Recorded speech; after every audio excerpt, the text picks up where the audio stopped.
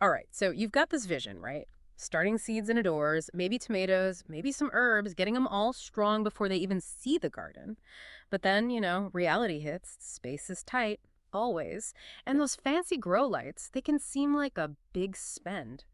Which leads to a pretty common question, actually. Can those basic T8 LED lights, the ones you grab at the hardware store, can they really work for delicate little seedlings?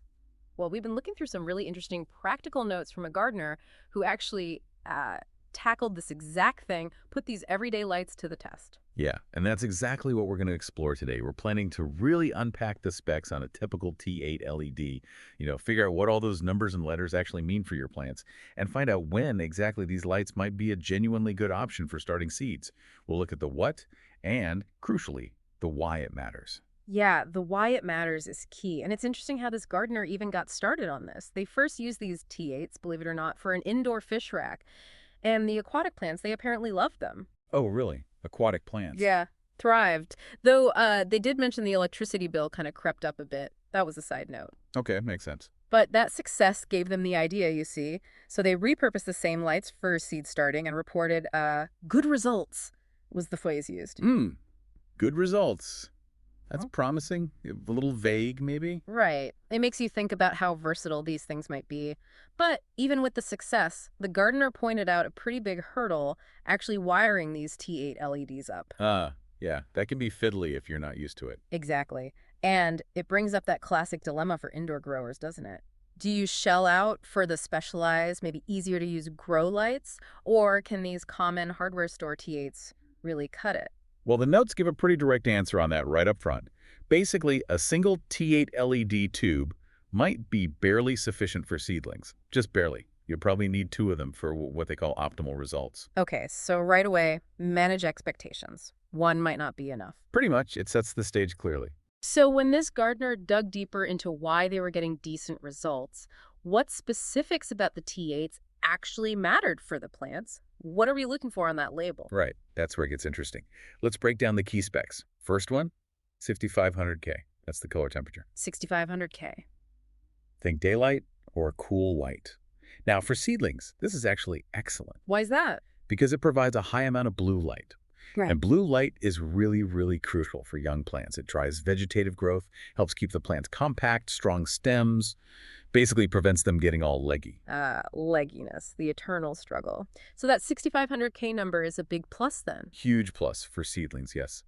It's probably the main reason these can work at all. Okay, fascinating. Just a number, but it means sturdy plants, not those floppy things reaching for the window. What about the power? You see wattage on there too. Exactly. Next up is 9W. That's the wattage, how much power it uses. Now, generally, more watts means more light output, right? Hmm. But 9 watts, well, it's kind of on the low side for really strong seedling growth from just one tube. Low side. Okay, so what does that mean practically? Practically, it means you need to get that light really close to your seedlings, like super close. Yeah. The notes suggest typically between 5 and 15 centimeters. Wow, that's only a few inches, so no hanging it way above the tray. Definitely not. You'd be wasting most of that light. And it backs up the earlier point. Yeah. You'll probably want to use multiple tubes if you've got a decent-sized area or if you really want vigorous growth. Makes sense. Maximize that limited power by getting it close. Okay. Now, there's another code on these things that, well, it jumped out at me as super important for anyone gardening indoors, especially with watering cans nearby. IP20. Ah, yes, the Yeah. IP rating, IP20, ingress protection. This one is absolutely critical to understand. Okay, break it down. IP20. So the 2-foot means it's protected against solid objects bigger than 12.5 millimeters. Mm. Think it like accidentally poking it with a finger. Mhm. Okay, basic protection there. Right. But the 0, that's the kicker for us gardeners. 0 means no protection against liquids. None whatsoever. No protection. So, like, not even a splash. Nope. No water spray, no splashes, is not designed for high humidity either. Mhm. The takeaway is stark. You must keep this light dry. It's crucial for preventing damage, obviously, but also just for basic safety. Wow. Okay, IP20 means seriously keep water away. I can just picture myself, watering the seedlings and splash. That's a really vital point. It absolutely is a safety fundamental with these specific lights. Okay. So those are the big three, sounds like. 6500K for the right color, 9W meaning get it close, and IP20 meaning keep it dry. Precisely. Now, the notes also mentioned a couple of other things on the label. Less critical for plant growth, maybe, but good to know, like Class II. Yeah, Class 2, that's about electrical safety. It means it has double or reinforced insulation. Good feature. Doesn't need a safety ground connection. Okay, good. And then PF Current 5 power factor. Right, power factor of 0.5. That indicates how efficiently it uses electricity. Now, zero point 0.5 is, well, it's pretty low, meaning it's not super efficient. Is that bad for my electricity bill then, like the fish rack situation? For just one or two lights at home, probably not a major concern. The notes suggest it's more of an issue if you were running, hundreds of them in a commercial setup. Gotcha. And the last one mentioned was a 75 milli current. Yeah, 75 milliamps. That's just an electrical spec about the current draw. Doesn't really tell you anything direct about how well your plants will grow. More for the electricians, perhaps. Okay. So not something the average gardener needs to worry too much about. Not really, no. Focus on the Kelvin, the watts, and that IP rating. Hmm? So let's pull this all together specifically for starting seeds. The 6500K gives you that ideal blue light spectrum. Check. Good for sturdy seedlings. The 9W means, yeah, you've got to place it close, 5 to 15 centimeters. You probably need 2 tubes for really good intensity. Right. Close placement, maybe double up. And maybe most importantly, that IP20 rating.